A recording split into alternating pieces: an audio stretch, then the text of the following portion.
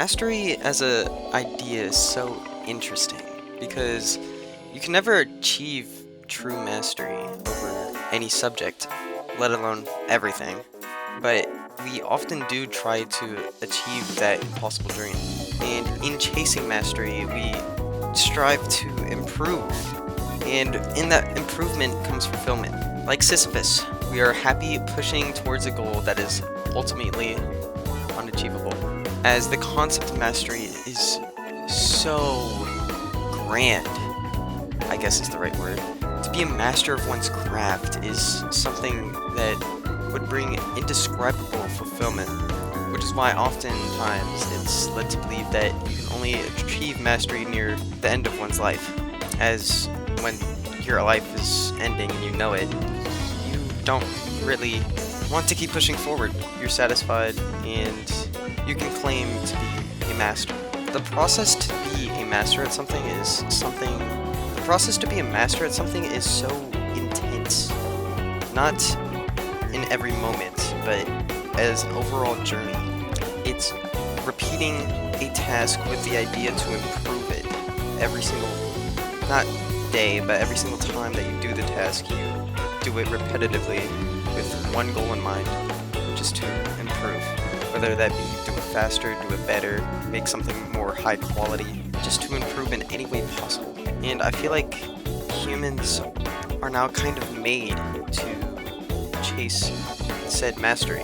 It's a very fulfilling thing, and everyone has a different mastery that they want to, well, master. Like, you want to be a master at a video game. You want to be a master at art. You want to be a master at music. You want to be a master at your craft.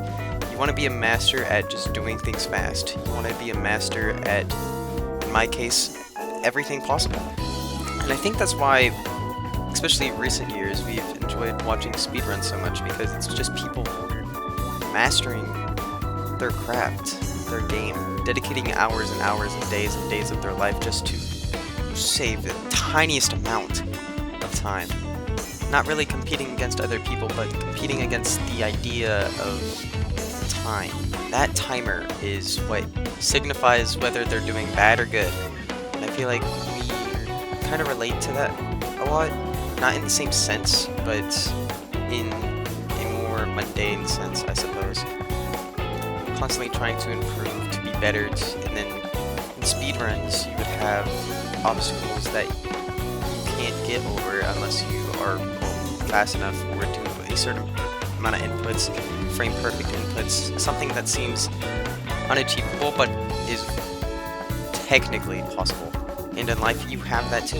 And the entire point of me even doing these in the first place is to master my craft, to be able to talk about subjects that I want to talk about, but in a more extensive way, to be able to edit videos, to be able to make thumbnails even better, to make my music choices better, to constantly improve, even though in the moment it feels like I didn't really do anything much more than what I did the day before.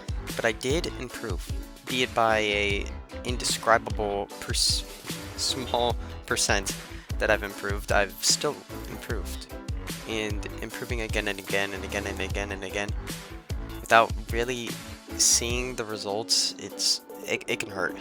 But you've only really failed when you've given up, you know? And just like how when you start a game for the first time, you have no clue what's going on. But slowly, hour after hour, you start to assimilate an idea of what you should be doing, what is good, what is bad, what will get you killed, what won't. I think the idea of mastering anything is just as bizarre as perfection, because they're practically one and the same. And I feel as though striving for perfection or mastery is something extremely fulfilling as a human being. It can't be compared to any other process, as every process starts out extremely difficult at the beginning, but the more you do it, the easier it gets, because you start to understand more and more of what to do, and then you realize the flaws that you've previously done and why it's not doing the way you initially thought it would do. And I genuinely don't think I've done any amount of anything to be considered good enough, which is why I'm not too upset about how little results I'm getting for the work that I've been putting in, because I don't think I deserve any results for what I've made. I might be putting in a good amount of work, but I know that there's flaws with what I've made, and I think that they're major flaws and they need to be improved upon. And until I see those major flaws just go away slowly but surely, I don't think I deserve to see results yet. And I think that's why most people, when they're talking about starting a YouTube channel, they talk about just how you're never going to be successful in the first couple videos. Your first 100 videos don't matter. Everything after does, is what I've heard.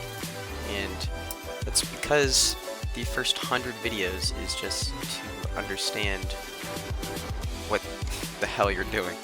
But I think I'm getting off topic now. And yesterday, I in fact did not talk enough.